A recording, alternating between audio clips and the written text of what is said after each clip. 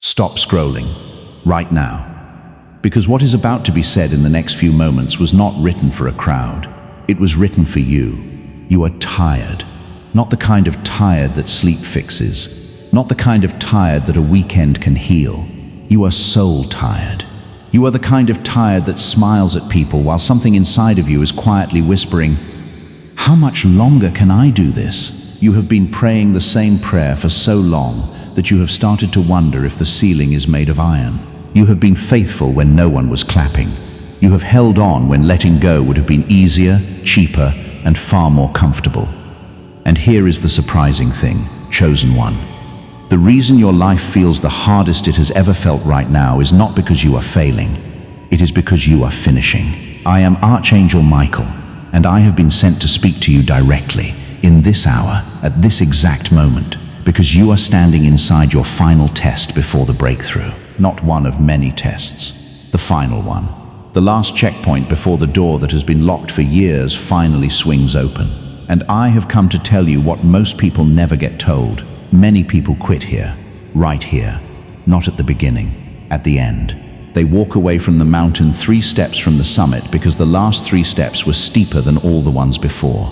That will not be your story. In this message, you are going to learn exactly what this final test is, why it is designed the way it is, the 3 specific traps set to make you fail it in the last hour, what happened to the ones in Scripture who nearly quit right before their miracle, and precisely what you must do, starting today, to pass, to cross over, and to receive what has already been prepared with your name written on it. Do not skip this. Do not play this in the background while your mind is somewhere else. What is coming in the next portion of this message is the reason heaven arranged for you to find this today. Before we go one step further, I want you to do something, and I want you to understand why. Comment the number 777 below right now. 7 is the number of completion, and you are hearing this at the completion point of a long, long season. When you type 777, you are not typing a number. You are making a declaration, in writing, in the physical realm, that you refuse to quit before the finish line. And heaven records agreements.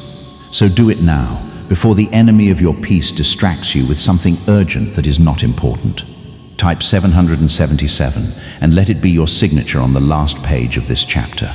Now let me tell you what is really happening to you. There was a people once who were slaves. Generation after generation, they made bricks with their hands bleeding under a sun that showed no mercy, for masters who saw them as property. They cried out. They groaned. They prayed prayers that sounded like the ones you have prayed at 2 in the morning with your face pressed into a pillow so no one would hear. And God heard them. He split a sea for them. He drowned an empire behind them. He fed them with bread that fell out of the sky and water that came out of a rock. He walked in front of them as a pillar of cloud by day and a pillar of fire by night, which means they were never, not for 1 hour, without visible evidence that they were being led. And still, that journey should have taken 11 days. It took 40 years. Now listen very carefully, because this is the hinge on which your entire understanding must turn. The delay was not because God could not find the way. The delay was not because the promised land was not ready. The land was ready the whole time. The milk was flowing. The honey was dripping. The vineyards they did not plant were already bearing fruit. The houses they did not build were already standing. The land was ready. They were not, because a slave mentality cannot govern a promised land. You cannot put a person who still thinks like a victim in charge of a vineyard. You cannot hand a kingdom to someone who still panics every time the pantry looks empty. The wilderness was not punishment. The wilderness was formation. The wilderness was God taking Egypt out of a people he had already taken out of Egypt. Chosen one, that is what these last few years have been for you. You thought you were being ignored. You were being built. You thought you were being punished. You were being prepared. You thought God had forgotten your name. He was writing it on something bigger than the thing you were begging him for. And now you are at the Jordan. Now you are at the edge. Now you are so close that the enemy of your destiny is no longer trying to slow you down. He is trying to make you turn around, because a delayed person still arrives. A person who quits does not. Let me say something to you that may sting before it heals. The hardest part of any journey is never the beginning. At the beginning you have adrenaline. At the beginning you have hope that has never been disappointed. At the beginning you have people cheering, and the vision is fresh, and the wound has not yet formed. The hardest part is the part right before the arrival. When your resources are lowest, your patience is thinnest. Your faith has been stretched into a shape you do not recognize, and there is still no visible evidence. That is where you are. And I want you to hear this from heaven, and not from a motivational poster. You are not behind. You are at the last gate. Now, if this is speaking to something you have not been able to explain, that strange feeling you have had lately, that something is shifting, that heavy pressure combined with a quiet hope you cannot justify, go ahead and hit the like button and subscribe right now, because these messages find the people who need them at the exact hour they need them, and I do not want you to miss the next one. Turn on the bell. Some of what is coming will land on the very day your circumstance turns. Now let us talk about the test itself, because a test you do not understand is a test you are far more likely to fail. Every final examination in the kingdom of heaven measures the same thing. Not your talent, not your knowledge, not your religious performance, your character under pressure. Anyone can be honest when honesty costs nothing. Anyone can be kind when they are rested and full. Anyone can have faith when the bank account is healthy and the diagnosis was clear and everybody loves them. The exam is administered when the cost is real. And so, chosen one, in this final season before your breakthrough, there are 3 specific examinations being administered to you. Most people fail at least one. You are going to recognize all 3, and you are going to pass all 3, because you are being warned in advance. And a warned soldier is a dangerous soldier. The first test is the test of scarcity, when lack tempts you to compromise. This is the test that comes to your hands and your wallet. Money is tight, tighter than you have told anybody. The numbers do not work.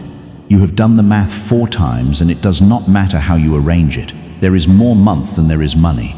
And in that pressure, an option appears. It always appears. It is never presented as evil. That is the entire trick. It is presented as reasonable. It is presented as practical. It is presented as just this once. An opportunity arrives that requires you to bend one small principle. A relationship offers to solve your problem, but you would have to look away from something you know is wrong. A door opens, and the door is real, and the money is real, and all it costs is a little piece of your integrity. A piece so small that nobody would ever notice it missing. Nobody but heaven. Hear me. Scarcity is not the test. Scarcity is the exam room. The test is what you are willing to trade to escape it. Because here is what you must understand about the thing you have been praying for. It is not a prize, it is a responsibility. What God is preparing to release to you is not just money, or a position, or a platform, or a relationship. It is stewardship. And He will not hand a stewardship to someone who has just demonstrated that they will sell their principles at the first sign of hunger. Not because He is cruel, because He is kind. Because giving you that thing before you can carry it would destroy you. And He loves you far too much to answer a prayer in a way that ruins you. Think of Joseph, sold by his own brothers, dragged into a foreign country, made a slave, and then, after finally clawing his way to the top of Potiphar's house, offered a shortcut. A powerful woman with the ability to elevate him or destroy him made him an offer, day after day after day. And he had every excuse a man could have. He had been abandoned. He had been betrayed. He was far from home, far from anyone who knew his name, and God had been silent for years. Who would even know? He ran, and running cost him. Running put him in a prison cell, and he stayed in that cell for years. And the man who promised to remember him forgot him for 2 more years on top of that. But listen to me. The character that refused the compromise in Potiphar's house is the same character that could be trusted with the granaries of an entire empire during a global famine. God was not withholding the palace. God was making a man who would not steal from it. Chosen one, the compromise being offered to you right now is not your rescue. It is your test. And the crazy thing, the thing that makes people weep when they finally see it in hindsight, is how close the real provision usually is. Often the compromise appears within days of the breakthrough. Days. Because the enemy can read a calendar too, and he knows that if he can get you to grab the counterfeit, you will be disqualified from carrying the original. So when the shortcut appears, I want you to say out loud, I have waited this long. I am not selling it now. The second test is the test of betrayal.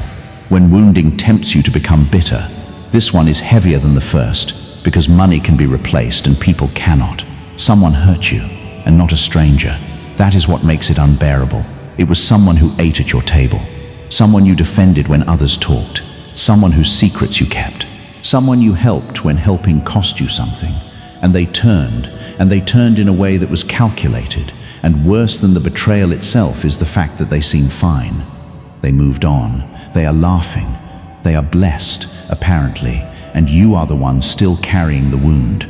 And so a very reasonable sounding voice arrives and says, harden, never again, trust no one, give no one access, become someone who cannot be hurt, chosen one, listen to me with everything in you. Bitterness is not protection. Bitterness is a slow poison that you drink expecting somebody else to die. It does not punish them. It follows you into your future. It sits down in the new house. It shows up in the new relationship. It infects the new opportunity. It will take the very blessing you have been praying for and turn it sour in your hands, because a bitter person cannot enjoy anything. They are always waiting for it to be taken. And there is something else you must know, and I say it with tenderness, because I know it is hard. Unforgiveness is a leash. As long as you are holding that offense, that person still has a room in your mind, rent-free, with the lights on. Every time you replay what they did, you are giving them another hour of your one life. Releasing them is not saying it was okay. It was not okay. Releasing them is saying, you do not get to come with me into what is next. Look at Joseph again, because the same man who passed the scarcity test faced the betrayal test at the highest level. Years later, his brothers stood in front of him, starving, powerless, and he had absolute authority. One word from him and they would have been erased. He had the motive, he had the means, and by every human standard he had the right. And what did he do? He wept, and he fed them, and he said, you meant it for evil, but God meant it for good. Do you understand what he was demonstrating? He was demonstrating that he had passed the final exam. He was demonstrating that he could hold power without using it to settle scores. And a person who can hold power without abusing it is a person heaven can trust with more.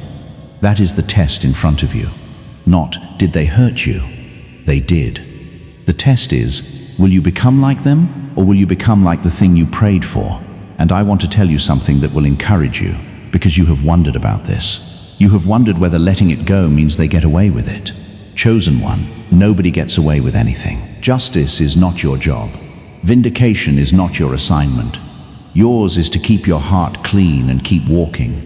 The one who sees in secret keeps far better records than you do, and he is a far better defender than you will ever be. Every single time you have wanted to defend yourself and stayed silent, heaven recorded it. Every time you could have exposed someone and covered them instead, heaven recorded it. And the day is coming, sooner than you think, when what was done in the dark against you will be answered in the light, publicly, and you will not have had to lift a finger. Release them. Not for them, for the version of you standing on the other side of this door. The third test is the test of fatigue, when exhaustion tempts you to abandon the faith itself. This is the most dangerous of the three, and it is the one nobody warns you about. The first two come with drama. There is a villain, there is a moment. You can point at them. But the third one arrives quietly, wearing slippers, sitting down beside you at the end of an ordinary Tuesday. It does not tell you God is not real. It tells you God is not for you. It does not say prayer does not work. It says prayer does not work for you. It does not attack your theology. It attacks your stamina. The voice of fatigue says, you have done this for years. You have believed, you have given, you have forgiven, you have shown up, and look around. Nothing has changed. Maybe you misheard. Maybe it was never a promise. Maybe you made the whole thing up because you needed something to hold on to. And the reason this test is so effective is because it does not require you to sin. It only requires you to stop. Hear me, chosen one. It has been said that most people do not fail because they were defeated. They fail because they were too tired to keep standing on a day when standing was all that was required. Not fighting, not winning, standing. There are days in your life whose only assignment is, do not walk away today. That is the whole assignment. Survive the day with your faith intact. Look at Elijah. This is a man who had just called fire down out of heaven in front of an entire nation. Fire. Actual fire. The greatest public victory of his ministry. An undeniable, unrepeatable, spectacular miracle. And then one threat from one woman. And this same man is running for his life into the wilderness, sitting under a tree, telling God, "It is enough. Take my life. I am no better than my ancestors." Do you see? The collapse came after the victory. Exhaustion does not respect your resume. The greatest men and women of faith have all had a day under that tree. And watch what heaven did. God did not rebuke him. God did not lecture him. God did not say, "How dare you?" After everything I did, an angel came and touched him and said, "Get up and eat, because the journey is too much for you." Food, sleep, another touch, another meal, and then, only then, direction. Sometimes, chosen one, the most spiritual thing you can do is eat something and go to bed. Sometimes what you have been diagnosing as a faith problem is a rest problem. Sometimes the reason everything looks hopeless at 11 at night is that you are a human being with a body, and your body has limits, and heaven knows those limits far better than you do. But understand the test. The test of fatigue is not asking, "Do you feel strong?" It is asking, "Will you keep going when you do not feel anything at all?" Because the highest form of faith is not the faith that dances when the miracle arrives. It is the faith that says, in the flat, grey, unremarkable middle of nothing happening, I still believe. I do not have evidence. I do not have feelings. I have a promise. And that is enough. Now let me speak to something you have been thinking about but have not said out loud. You have been considering quitting. Not dramatically. You would never announce it. But there is a quiet negotiation happening inside of you that sounds like, maybe I should just accept that this is my life. Maybe I should stop hoping so it stops hurting. I need to talk to you about what quitting would actually cost, because you are not seeing the full invoice. Consider everything you have already invested. Count it.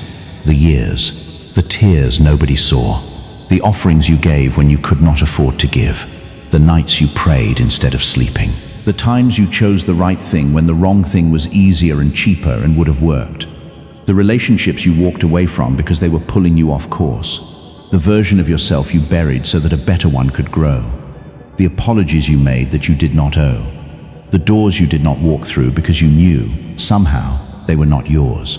All of that is deposited. None of it is lost. It is all sitting in an account with your name on it. But here is the thing about a race. There is no partial credit for 99% of a marathon. The medal is not given at mile 25. And the enemy of your destiny does not need you to renounce anything. He does not need you to become wicked. He only needs you to sit down at mile 25 and say, "This is far enough." If you quit now, you do not just lose what is ahead. You forfeit what is behind. Every year of the wilderness becomes wasted instead of invested. Every tear becomes a bad memory instead of a seed. Every act of integrity becomes a story about the time you were naive.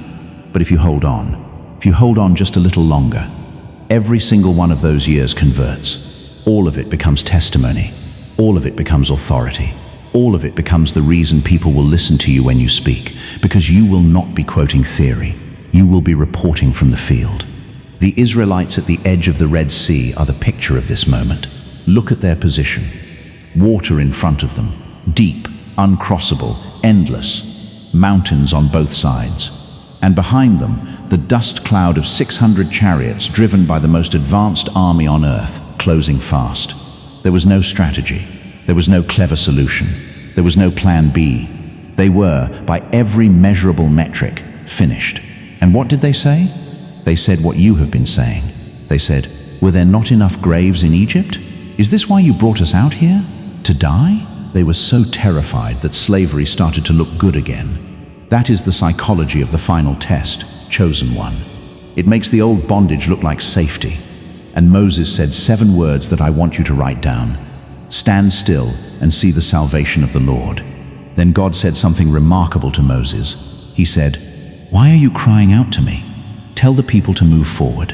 There is a moment in every deliverance where prayer must become movement, where the crying has to turn into a step. And the sea did not open when they prayed about it. The sea opened when the staff was lifted and the people started walking toward water that was still water. Understand this, the miracle was one day away. One day. If they had turned around on the shore and gone back to Egypt, they would have gone back into slavery 24 hours before the most famous deliverance in human history. Chosen one, how close do you think you are? I will tell you, closer than you have any evidence for, closer than your feelings will admit, closer than your bank statement suggests, closer than the silence implies. Let me tell you about Job, because you have quietly identified with him for a while now. Here is a man who lost everything in a single day. Wealth, gone. Livestock, gone. Servants, gone. And then his children. All of them, in one afternoon. And then his health, until he was sitting in ashes, scraping his own skin with broken pottery. And then his wife, the one person who should have held him, looked at him and said, "Curse God and die." And then, as if that were not enough, his friends showed up. And for chapter after chapter after chapter, they explained to him that this was his fault, that he must have sinned, that God does not do this to good people, so he must not be good. Do you know what Job's greatest agony was? It was not the loss. It was the silence. He kept saying it. I would go to his house if I knew where to find him. I go forward. He is not there. I go backward. I cannot perceive him. He hides himself. And yet, in the middle of that silence, this shattered man said the line that has echoed for thousands of years, "Though he slay me, yet will I trust him." That is the final exam answer. That is 100% on the test. Not I trust him because it is working out. Not I trust him because I understand. But I trust him even here, in the ashes, with no evidence, with no explanation, with my friends misinterpreting my life. And what happened? Everything was restored and doubled, not returned. Doubled. And here is a detail people miss. It says the Lord restored Job's fortunes when he prayed for his friends, the ones who had been accusing him. His restoration was linked to his release of offense. The betrayal test and the breakthrough were on the same page. You are in the same chapter, chosen one. And the restoration side of your story is closer than the loss side ever felt. Let me give you another one, because heaven loves witnesses.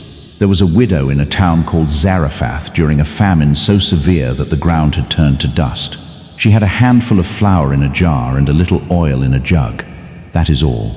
She was outside gathering 2 sticks. 2, not a bundle.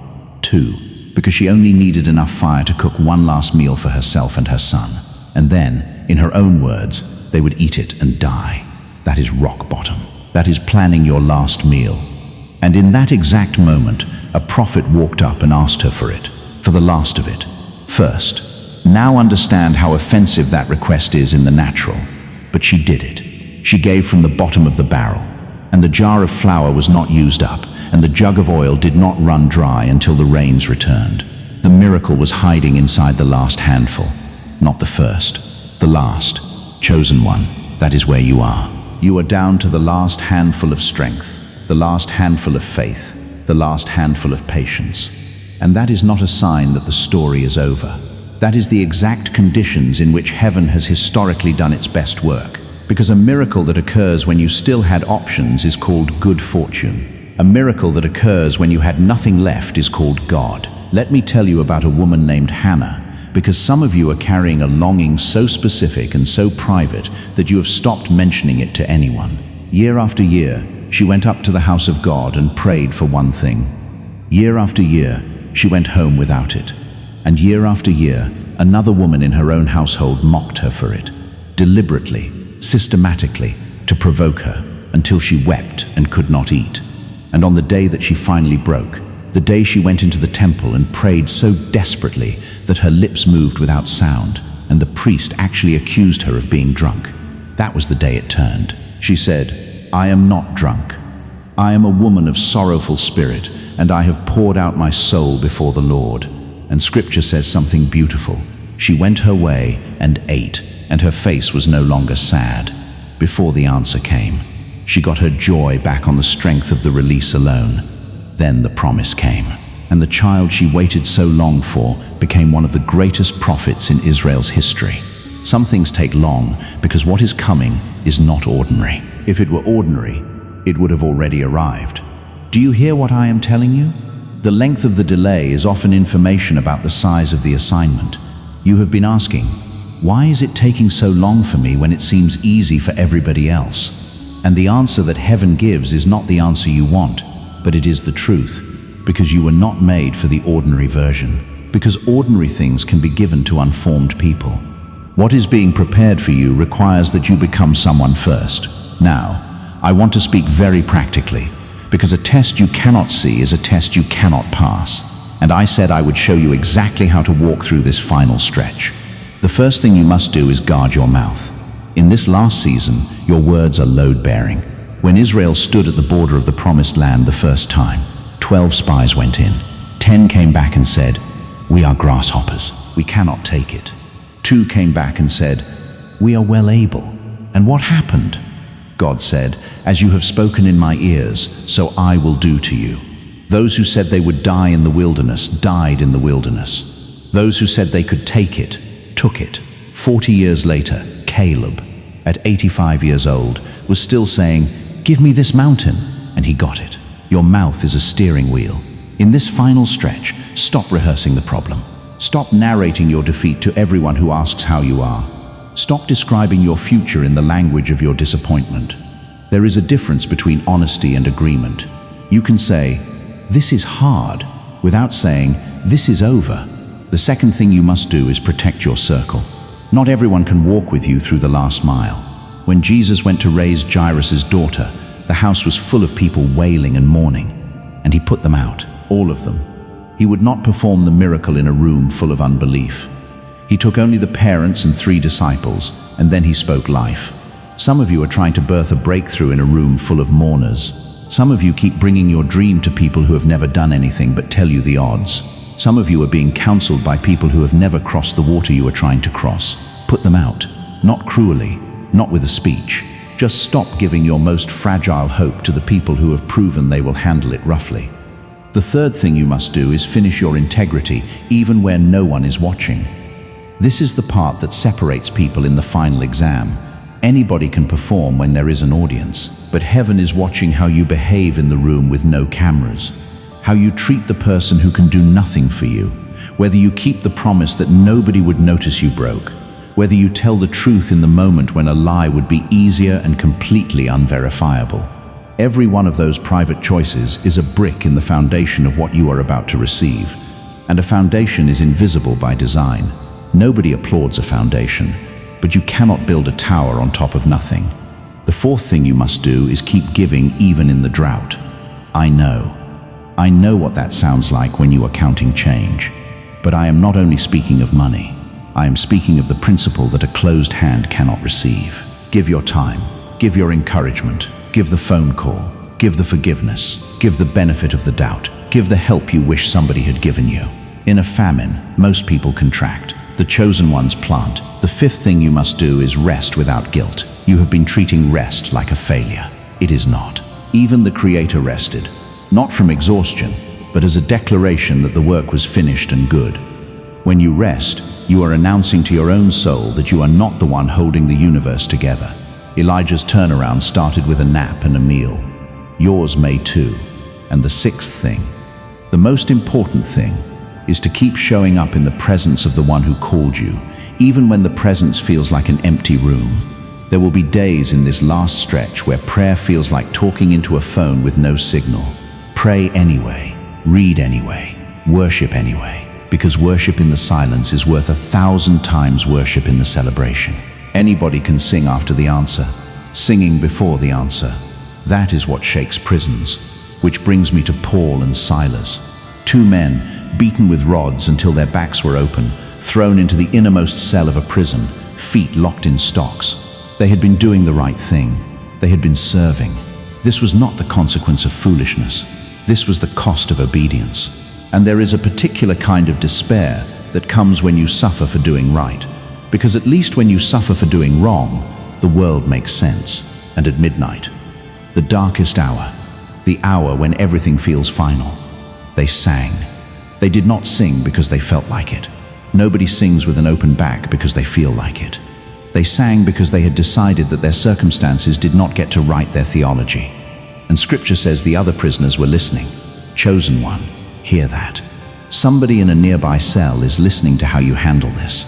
Somebody is watching whether your faith is decorative or structural. Your children are watching. Your friends who do not believe are watching. Somebody who is about to give up entirely is watching you, and your endurance is going to be the reason they hold on one more week. And then the earthquake came. The foundations shook, the doors flew open, and every prisoner's chains fell off. Not just theirs, everyone's. When you break through, chosen one, you are not going to break through alone.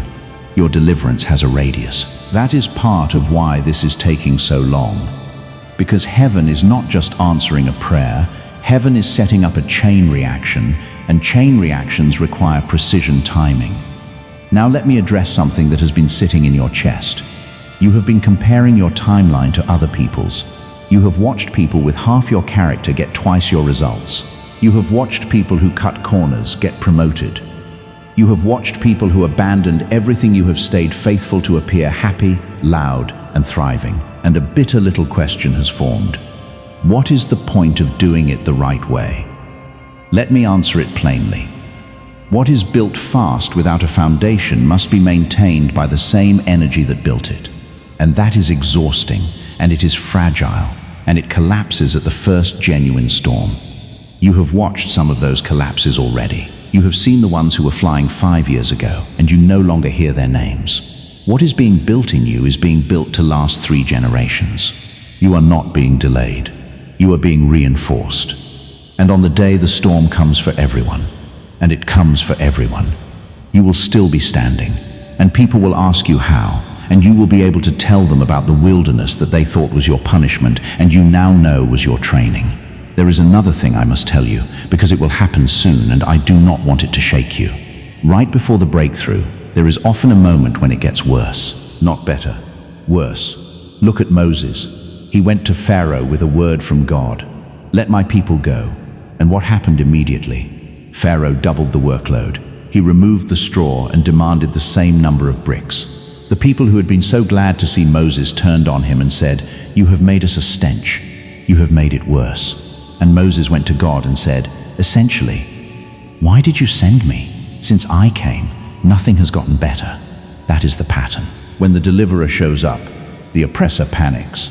When your season is about to change, the resistance intensifies. Not because you are losing, but because something is being evicted and it does not want to go. Nobody fights for a house they are not being removed from. So when the pressure increases in the coming days, do not interpret it as abandonment. Interpret it as evidence. The increase in resistance is a measurement of the size of what is being released. And let me speak to the specific place where you are being pressed the hardest. Some of you are being pressed financially, and it is not a small squeeze, it is a strangle. You are choosing between necessities. You are ashamed of things you never thought you would be ashamed of. You have been calculating and recalculating, and the pressure has made you feel less than human. And worst of all, it has made you feel like maybe you are not blessed after all. Hear me. Your account balance is not your spiritual report card. The wealthiest men in Scripture had seasons of dust, and the emptiest seasons were often the doorstep of the greatest increase. You are not being punished. You are in the last stretch of a lean season that is teaching you something you will need when the increase comes. Namely, how to be the same person full that you were empty. Because most people are destroyed by increase, not by lack. Lack has never disqualified anyone. Abundance has ruined thousands. The provision that is coming to you is not a lottery. It is a pipeline. And a pipeline is being built right now, quietly, in ways you cannot see, through people you have not met yet, through doors that have not opened. And the reason it is not here yet is that the last section is still being laid. Some of you are being pressed in your body.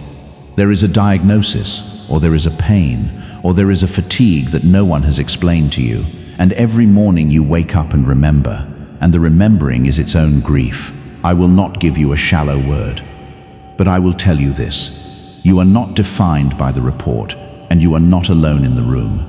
The same one who formed you in secret knows every cell of the body he designed, and there is no place in this world so dark that his attention cannot reach you.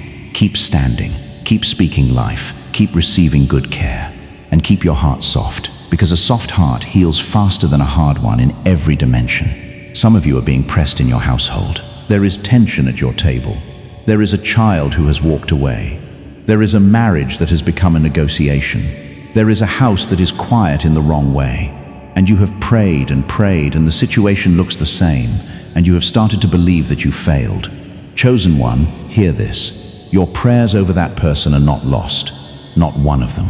There is not a single word you have spoken over your child that has evaporated.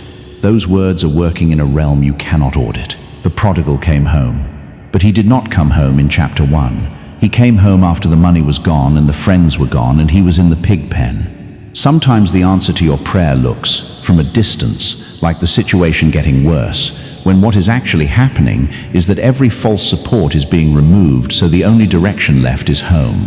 Keep the light on. Keep the door unlocked. Keep praying. And do not measure the harvest before the season is over. And some of you are being pressed in your identity.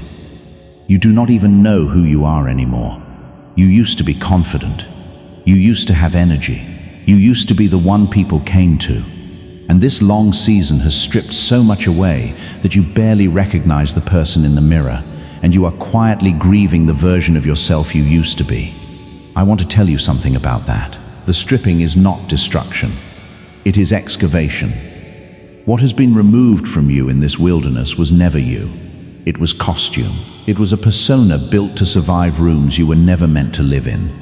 And when you emerge from this, you are not going to be the old you restored. You are going to be someone new and stronger and quieter and far harder to shake. Because a person who has been through the fire has nothing left to prove to anyone. Let me tell you what the other side actually looks like, because you need a picture to walk toward. On the other side of this test, you will have a peace you cannot explain to people who have never been through it. Things that used to devastate you will become inconveniences. You will stop needing to be understood. You will stop performing for people who were never going to approve of you anyway. You will look at threats that once kept you up all night, and you will feel something close to boredom, because you will have already survived worse. On the other side of this test, doors will open that no committee approved. People with resources will be moved to help you, and you will not have had to beg, because there is a kind of favor that does not come from networking. It comes from heaven, and it is not distributed based on charisma. It is distributed based on character. On the other side of this test, the people who counted you out will have to reckon with something they cannot explain. And I want to warn you about this too. You are going to have to resist the urge to gloat. Vindication is not for revenge. Vindication is a testimony when it comes. And it is coming. Carry it with grace, because how you handle your elevation will determine how long you keep it. On the other side of this test, you will finally understand the delay. There will be a moment, maybe a quiet one, in your kitchen, or in your car, or on a walk, when the whole picture assembles itself and you will see why it had to be this route, why that door closed, why that person left, why that thing failed. And you will laugh, or weep, or both, and you will say, it had to be this way. But none of that arrives if you sit down at mile 25. So let me put the test in the simplest possible terms. Heaven is asking you one question in this season, and it is not, are you strong enough? It is, will you stay yourself? Will you stay honest when dishonesty would solve it? Will you stay kind when cruelty would feel justified? Will you stay generous when hoarding would feel safer? Will you stay faithful when abandoning the whole thing would relieve the pressure? Will you stay soft when hardening would protect you? That is the exam. That is all of it. Not perfection, direction, not flawlessness, faithfulness. And I want to release something to you right now, because some of you need permission more than instruction. You are allowed to be tired. You are allowed to have hard days. You are allowed to cry in the car before you walk into the building. You are allowed to not have a smile ready for people who did not earn it. Passing this test does not require you to feel positive. It requires you to not quit. Those are different things, and religion has confused them for far too long. David wrote most of the Psalms in a cave, and half of them start with a complaint. He said, "How long, O Lord, will you forget me forever?" That is in the sacred text. That is allowed. Bring the complaint. Bring the questions. Bring the anger, if that is what you have. Just bring it to the right place and do not walk away from the table. Now, hear me on the timing, because I know that is what you really want to know. You want a date. You want me to tell you the month. But a date would ruin you, because if you knew the date, you would coast until the week before. And the person who arrives at the promise coasting is not the person who can hold it. The formation happens in the not knowing. The muscle is built in the uncertainty. What I will tell you is this: it is not far. The season you are in has an expiration date, and you are much closer to it than to the beginning. Look at how long you have already endured. If you had known at the start that it would be this long, you would have said you could not do it. And yet here you are, still standing, still praying, still listening to a message about not giving up, which is itself the evidence that you have not given up. The very fact that you are still here, still hoping enough to press play on this, means the fire in you has not gone out. That flame is small right now, but heaven does not extinguish smoking flax. He does not break bruised reeds. He guards small flames like they are the most valuable thing in the room, because they are. So here is your assignment for the coming days, and I want you to take it seriously. Do not make permanent decisions in temporary exhaustion. Do not send the message you will regret. Do not sign the agreement that requires you to become someone else. Do not walk away from the assignment on the day you feel the weakest. Give yourself a rule: no major decision on a low day. Wait 48 hours. Sleep. Eat. Pray. Then decide. Speak one sentence over your life every morning before you touch your phone. Say it out loud. I am not quitting in the last mile. Find one person. One who will not laugh at your hope, and tell them the truth about where you are. Isolation is the enemy's favorite room. He does his best work in people who have stopped telling anyone how they are really doing. Do the next right thing, and only the next one. Not the whole staircase, the next step. Israel did not cross the whole wilderness in a day. They packed the tent and walked and pitched the tent and did it again. Faithfulness is boring on a daily basis and spectacular over a decade. And finally, hold your integrity with both hands. It is the only thing in this test that you actually control, and it is the one thing that heaven is grading. Let me leave you with one more picture, and then I will let you go. Imagine that everything you have prayed for is already built, not being planned, built, finished, standing. The door has a name on it, and the name is yours. The room is furnished. The provision is stocked. The people who will love and support you are already alive, already breathing, already moving toward the intersection where your lives will meet. It is all there. And between you and it is one thing: a stretch of road that requires endurance. Not brilliance, not luck, not connections. Endurance. That is the final test. That is what stands between you and everything. And the only way to fail it is to stop walking. So do not stop. Let me bring it home, chosen one. You are not being punished. You are being prepared. The land was always ready. The wilderness was making you ready for it. The hardest part came at the end, because that is where character is finalized, not because heaven abandoned you. There are 3 tests in front of you. Scarcity will offer you a compromise. Refuse it, because integrity is the currency the next level runs on. Betrayal will offer you bitterness. Release it, because you cannot carry a grudge and a blessing in the same hand. Fatigue will offer you the exit. Ignore it. Rest properly. Eat something. Sleep. And get back up, because standing still counts as obedience on the days when standing is all you have. Remember that Job's restoration came after the silence and the accusations. Remember that the widow's miracle was hiding in the last handful. Remember that Israel's sea opened after the panic, not before. Remember that Paul and Silas sang at midnight and the doors did not open until they did. And remember that the person who quits at mile 25 forfeits every mile behind them, while the one who takes one more step converts every tear into testimony. You have already survived 100% of the days you thought would end you. That is not a coincidence. That is a track record. So here is my final question to you, and I want you to actually answer it, not just hear it. If you knew, with absolute certainty, that your breakthrough was only 30 days away, how would you carry yourself tomorrow morning? What would you stop tolerating? What would you start doing? What would you refuse to say about yourself? Now go and live like that, because that is closer to the truth than the story your fear has been telling you. If you have not already, Comment 777 below to seal your agreement that you will not quit in the final mile, and tell me in the comments what you are believing for, because there are people in this comment section who will stand with you tonight.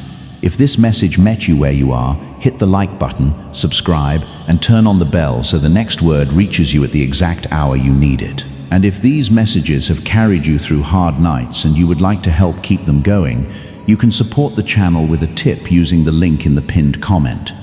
It is never required, only appreciated, and it helps these words reach the next person sitting in their car at midnight wondering if anyone sees them. You are seen, you are known, you are almost there. Hold on, chosen one, hold on.